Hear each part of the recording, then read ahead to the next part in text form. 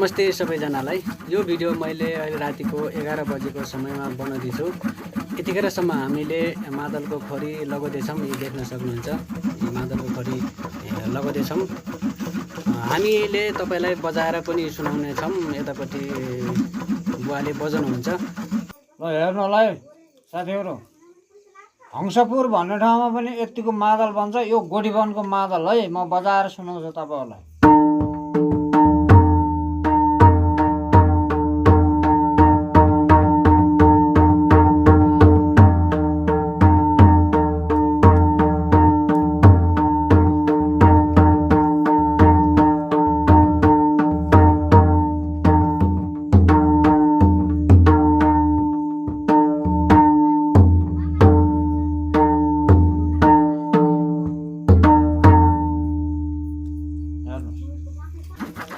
बजाएको त पक्कै पनि सुन्नुभयो होला हैन।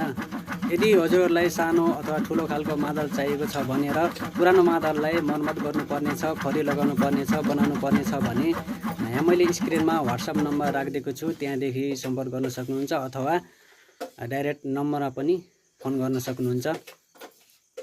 हस् त, धन्यवाद।